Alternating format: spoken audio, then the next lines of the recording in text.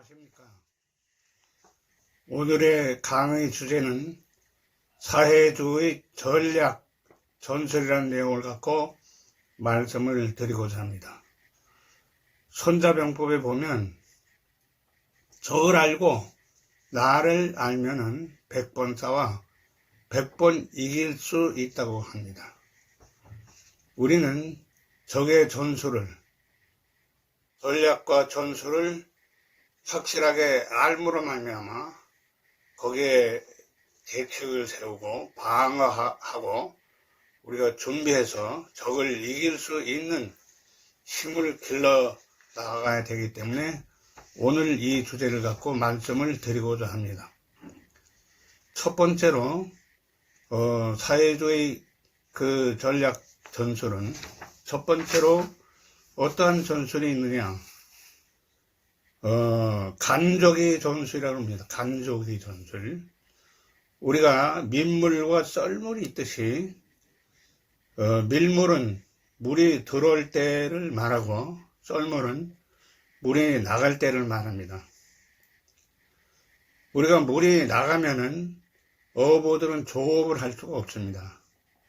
또 물이 들어올 때는 소리 없이 물이 차올라서 들어오기 때문에 우리는 물이 들어온다는 것을 예측을 못하고 물이 불어나게 되는 것입니다. 이와 같은 간조기의 썰물과 밀물의 이런 자연현상을 갖고 그들은 전술에 이용을 하고 있습니다. 그럼 물이 빠져나가는 간조기 때는 어떠한 전술을 이용하고 있느냐? 첫째, 그들은 첫 번째, 물이 빠져나가면 충력, 힘을 길러나가는 훈련을 하고 있습니다. 전쟁 예행 연습이라든가 또한 사격술 훈련이라든가 또한 전략에 대한 모든 그 교육을 강화해서 앞으로 전투 태세의 준비를 해 나가는 것이 물이 빠져나갔을 때를 간조기라고 하는데, 이 간조기 때에 그들은 이런 힘을 길러나가는 데다가 중점을 두고 있습니다. 북한도 힘이 약할 때 몰래 핵무기를 개발하고 있었으며 미사일을 개발하고 있어서 모든 준비를 갖추고 소리 없이 잠잠하게 있었습니다. 두 번째는 대화를 하자고 합니다. 평화를 운운하면서 대화하자고 해서 정말로 자기들이 평화로서 대화로 나오는 것처럼 이렇게 위장해서 적을 기망하게 되는 것입니다. 세 번째는 교육을 합니다. 저들의 교육은 유아부터 교육을 합니다. 그래서 북한에서는 어린이들을 교육을 시켜서 애들이 아무것도 모를 때 사상을 주입시켜서 점점 성장해서 그 사상이 오도되지 않도록 그러한 교육을 철저하게 시켜나가는 것입니다. 빈라덴도 이 어린아이들 10만 명을 교육시켜서 전쟁 훈련을 시켰다고 합니다. 이와 같이 간조기 때에는 그들이 힘을 길러나가는 이런 훈련을 해 나가는 것입니다. 그리고 그들이 어느 정도 힘이 보강됐다고 생각하면은 만조기, 물이 차오를 때 그때는 이제 공격 준비를 하는 것입니다. 물이 차오를 때는 어떤 준비를 하느냐? 물이 차오를 때는 한쪽에서는 대화하면서 한쪽에서는 도발을 합니다. 7.4 공동성명을 발표하고 나서 북한에서는 땅굴을 파들어 갔습니다. 그들은 대화하고 평화하고 협상하자 하면서 잠잠하게 있다가 요 근래 와서는 미사일을 발사하고 미사일을 10번째 발사하고 오늘도 보면 8발의 미사일을 각 곳에서 한 곳을 향해 가지고 집중적으로 발사해서 결국에는 우리 남한 정부 윤석열 대통령 정부를 협박하고 결국에는 놀라게 해서 자기들에게 어떤 협상을 요청해 오게 하는 이러한 전술을 지금 쓰고 있는 것입니다. 두 번째는 평화를 위장하면서 또 도발합니다. 우리는 평화하고 서로 평화하고 이렇게 전쟁의 그 위기가 운운하고 있으니 우리는 서로 싸우지 말고 우리는 대화하고 평화하자. 그리고 전쟁하지 말자. 그래서 종전선언을 하자고 합니다. 그 종전선언의 그 뜻은 무엇이냐? 결국에는 북한에는 외국군이 없는데 왜 남한에는 미군이 주둔하고 있는가? 빨리 미군을 철수해 가라는 그런 속셈으로 종전선언을 하자고 저들은 주장하고 있습니다. 결국에는 공산주의의 그 전략전술, 사회주의의 전략전술의 그 전략의 목표는 변하지 않습니다. 국가를 전복하고 적화 통일을 하자는 그 전략은 변함이 없습니다.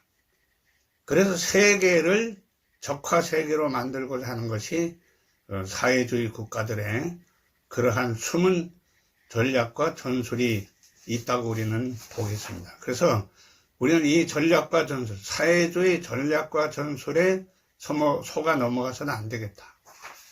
결국에는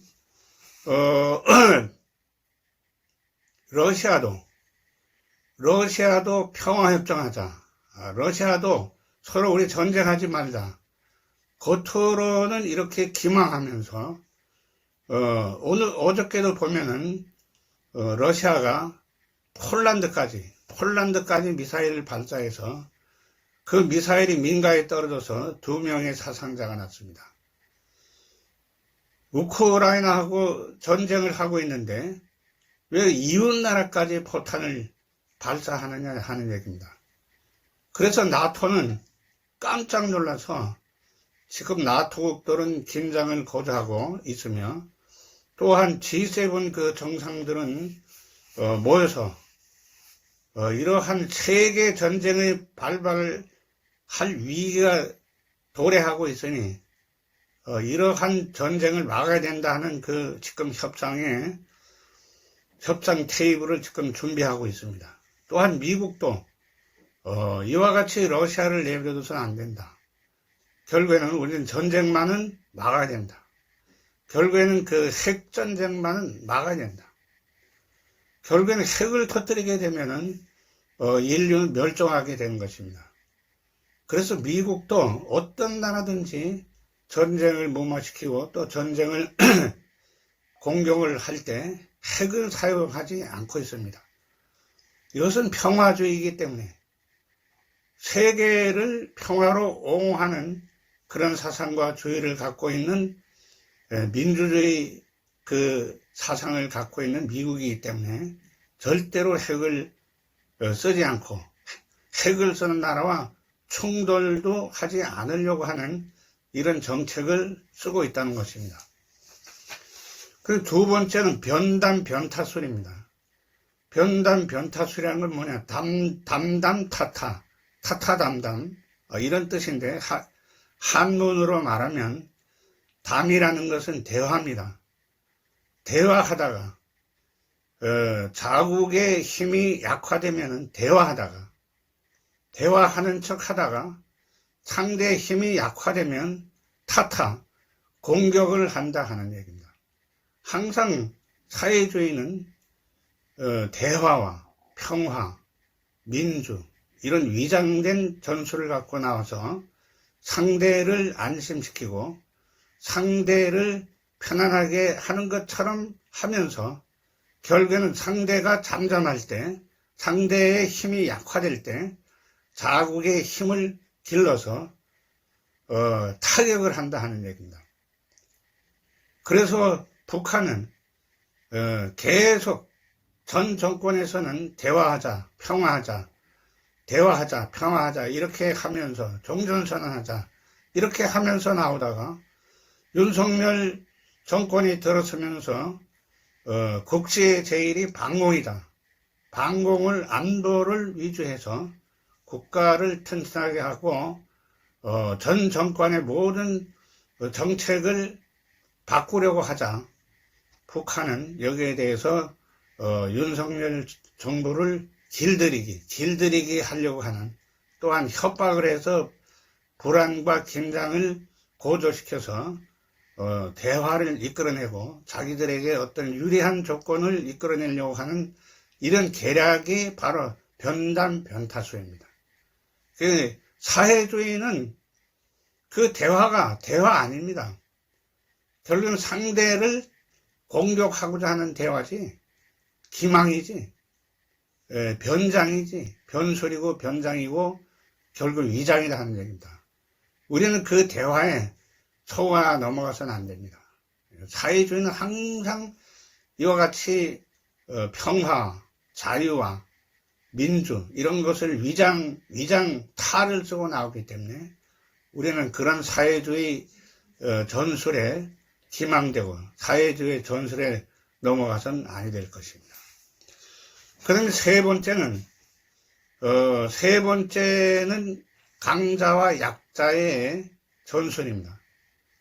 사회주의는 약자를 이용해서, 약자들을 선동해서 강자들을 공격하는 약자와 강자의 이 분쟁을 긴장 고조시켜서 서로 이간질시키고 서로 분쟁을 시키고 서로 싸우게 만드는 이런 전술을 쓰고 있는 것이 사회주의 현실입니다. 그래서 우리는 사회주의는 늘상 약자인 근로자들에게 저임금을 올려줘야 된다. 노동시간을 줄여야 된다. 그 임금을 올리니까 결국에는 모든 그 자영업자들이 일꾼을 쓸 수가 없어요.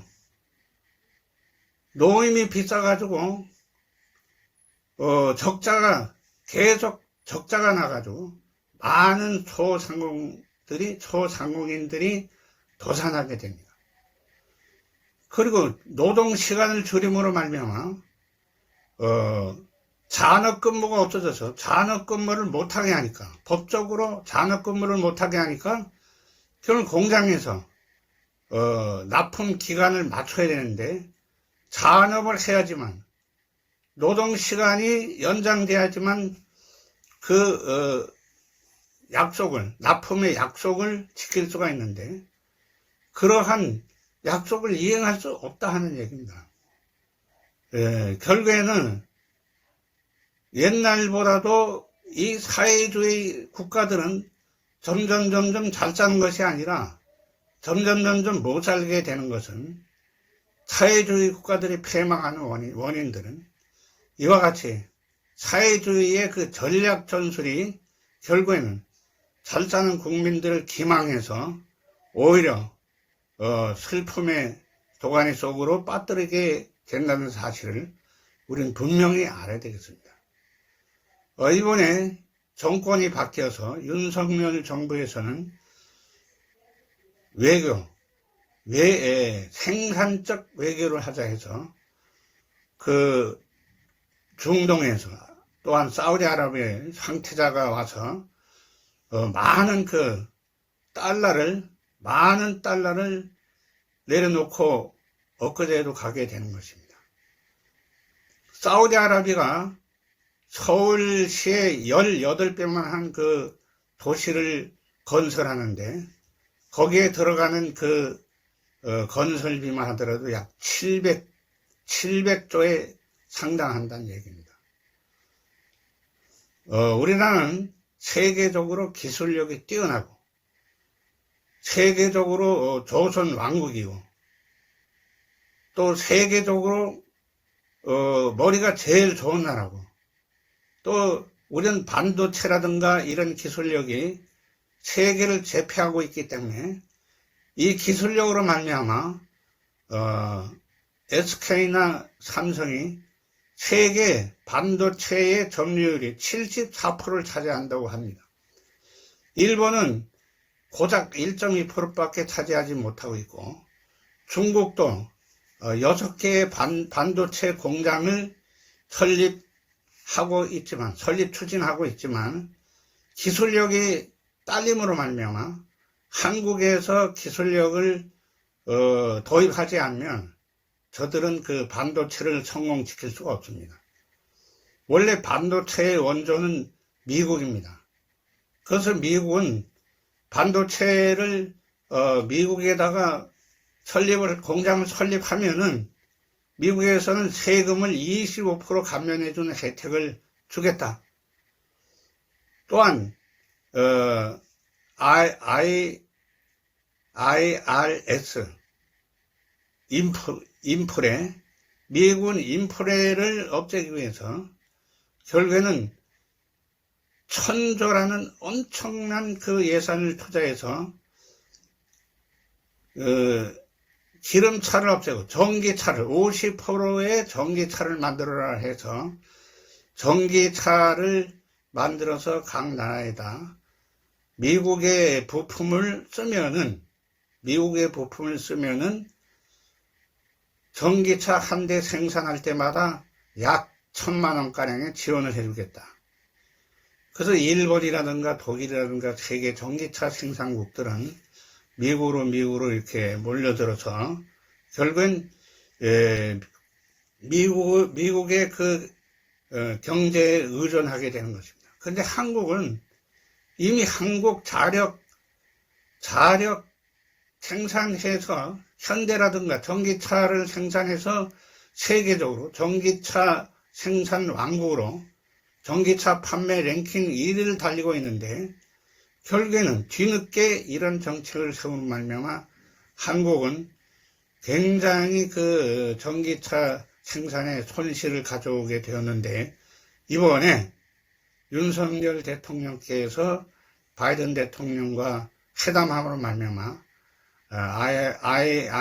IRS의 이 정책을 바꿔서 한국도 지원을 요청하게 돼서 협상했다는 좋은 외교의 성공을 가져와서 돌아가게 되었다는 소식을 여러분들에게 말씀을 드리면서 우리는 사회주의가 이렇게 위장되고 기만하고 거짓말을 하고 결국에는 그 인간을 속여서 자유를 없애고 평화를 없애고 엄한 길로 인도해 가려고 하는 이런 사회주의 전략 전술에 우리는 속아 넘어가지 말고 정말로 올바른 국가관을 갖고 올바른 미래에 우리는 발전하는 이념을 갖고 새로운 정부를 정말로 성장하는 정부로서 정말로 잘 살 수 있는 대한민국을 이룰 수 있는 이 국가를 건립해 나가기를 여러분들에게 함께 다짐하면서 여러분들의 앞날에 무궁한 발전이 있기를 기원하면서 이 강의를 마치고자 합니다. 감사합니다.